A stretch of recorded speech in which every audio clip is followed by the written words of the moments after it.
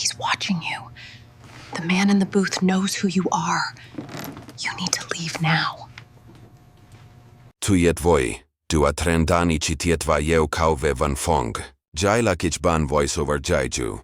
Juo chiatan he panlian mach. Waitress begs bikers to hide her. The cop husband and the cartel Fihan 1. The pain in my ribs was screaming, matching the frantic beat of my heart. And all I could see was that flickering neon sign, the Iron Horse. It was a dive bar, way out in the middle of nowhere, and the last place a small-town waitress like me should ever set foot in at 11 on a Wednesday night. But my car was dead. My husband was hunting me, and I was fresh out of options. When I stumbled through that heavy wooden door, the conversations just died. The smell of leather, motor oil, and whiskey hit me first, followed by 8 pairs of cold eyes. The man behind the bar, built like a refrigerator with a massive beard, just growled, "We're closed." "Please," I whispered, holding my bruised cheek. "I need help. You have to hide me." A woman with short silver hair named Razor got up, her hand hovering near a knife on the table. "Domestic dispute, sweetheart? Call the cops." "We ain't a shelter!" "The cops won't help," I choked out, glancing at the window. "He'll find me there. He always finds me, but he won't come here. Men like him don't come to places like this." Just then, headlights swept across the window and my world dissolved. My heart hammered against my ribs, and my bag, my heavy, heavy bag, slipped off my shoulder and hit the floor with a thud that felt louder than a gunshot. "He's here," I whispered. "Oh God, he's here." The bartender, Boone, moved fast for a big guy, pulling me toward a back room. "Razor, kill the lights, move!" They plunged the bar into shadow just as the door opened, and his smooth, educated voice cut through the darkness. "Evening, gentlemen. Sorry to disturb your night. I'm looking for my wife." I pressed myself against the wall in the storage room, shaking uncontrollably. I knew that voice, that practiced smile that never reached his eyes. Boone handled him perfectly, flatly claiming a blonde woman just left heading east. "My wife has brown hair," Marcus said slowly, "and she's terrified of the dark. She wouldn't be walking anywhere alone."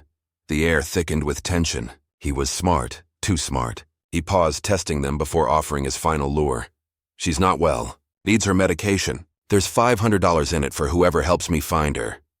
5 minutes later, the engine finally roared away. Boone pulled me out, his expression hard as stone.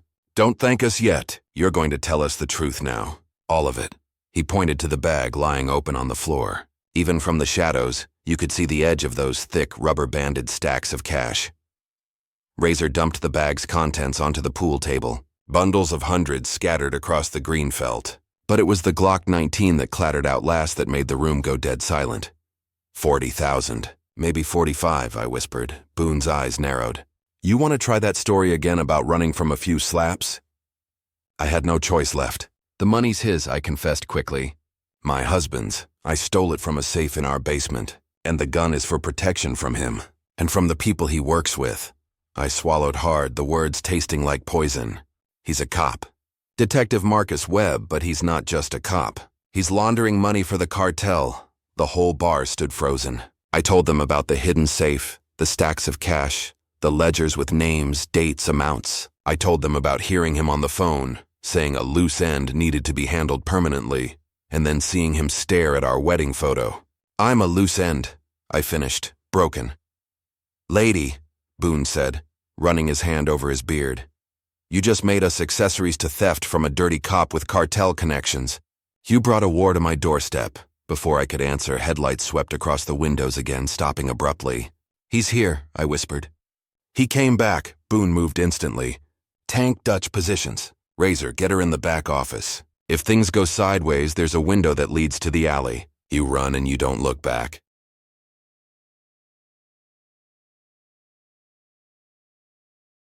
I was shoved behind a filing cabinet, clutching the bag. Through the thin walls, I heard Marcus's voice, colder now. "I don't need a warrant. I'm conducting a wellness check on a missing person. My wife is a danger to herself and others." He was using his badge, twisting the law. "Funny thing about that," Boone cut in, his voice ice. "You didn't mention any medical condition the first time." "Harboring a fugitive is a felony," Marcus hissed, the metallic click of his service weapon slicing the air. "Aiding and abetting theft is a felony. So unless you want me to shut this place down and arrest every person here, I suggest you cooperate. Then I heard it. More footsteps outside. Marcus hadn't come alone. I have 6 officers surrounding this building. Marcus called out, but Boone just laughed, a deep, dangerous rumble. 6 officers? For a domestic wellness check? My buddy at dispatch tells me there's no official call-out tonight. Those aren't officers, Marcus. They're thugs. You're just another criminal trying to bully his way in. Join the club. We collect them. Marcus's voice dropped, venomous. When I find her, I'm going to remember every face in this room. Then the door slammed. Razor pulled me out. We just went to war with a cop in the cartel, Tank muttered grimly. We had to move. We ditched the bikes and hotwired a van, but we didn't get far. On the highway, Boone's hand went up. A pickup truck was blocking the road, and 4 men with weapons rose up from the truck bed. It was a trap, and we were boxed in. We swerved off the highway and plunged into the woods. Gunfire shattered the morning quiet, bullets pinging off the asphalt. Boone's bike exploded and he went down hard, but Tank hauled him onto his own bike. We sped through the trees, the bikes weaving like they were made for it, leaving the lumbering SUVs behind. When we regrouped, Dutch was staring at his phone. They're tracking us. We tore open the bag. On the 7th stack of cash, Tank peeled back the rubber band, revealing a small black military-grade GPS tracker. He's been following the money the whole time, Boone said, his eyes hard. Boone snatched the tracker and threw the bundle into a passing commercial lumber truck. That buys us an hour. Kansas City was too far. I pulled out a second identical USB drive from a hidden pocket in my waistband. I made 3 copies, I admitted. 1 in the bag they just followed, 1 in my pocket, and 1 I mailed to a P.O. box in Omaha 2 days ago. That 3rd drive is the only way the truth gets out if he kills us all. Boone looked at me with something between admiration and fury. You've been playing us. I've been surviving, I shot back. And right now, survival means Omaha. We never made it to Omaha either. Marcus, frantic, figured out the tracker trick and his men caught us at an abandoned warehouse. Marcus, clutching a gun, demanded the drives. Then he played his final card. He threatened the safety of my mother in the nursing home, knowing she was my last vulnerability. The gunshot cracked through the warehouse like thunder. Boone had shot Marcus in the shoulder. You just threatened a confused old woman, Boone said, gun still raised. That was a mistake. Chaos erupted.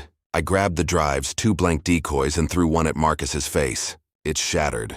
That was a dummy drive, I screamed. The real ones are already gone. We bolted through the rear exit into a hail of gunfire, piling into the stolen van. Despite injuries, Razor floored it, racing toward the city. The ambush came on Highway 70. 2 police cruisers, cops on Marcus's payroll, pulled us over. I made my final calculated move. I grabbed my phone, started a video recording, and spoke clearly into the camera.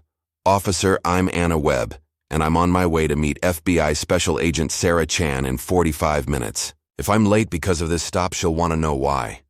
The sight of the camera and the mention of the FBI broke them. They hesitated, then backed off. We drove straight into the Kansas City Federal Building. Agent Sarah Chan was waiting in the underground garage. I pulled the real drive from my bra. Everything's on here, I said. Enough to put Marcus and 20 others away for life. Hours later, Sarah confirmed it. Marcus was picked up an hour ago trying to cross into Mexico. He's in custody. You're safe now, she offered witness protection. No, I said quietly, refusing to be someone else's shadow again. I'm done running. I'm going to testify in open court with my real name, and then I'm going to rebuild my life as myself. The bikers returned to the Iron Horse, battle-scarred but alive. And me, I'm pouring coffee in a diner 2 states away, sleeping without nightmares, flinching at no slamming door. The difference is I still have one secret, one insurance policy. That 4th drive, the one with information on 3 senators and 2 judges. The one Marcus was too scared to name, hidden in a safety deposit box.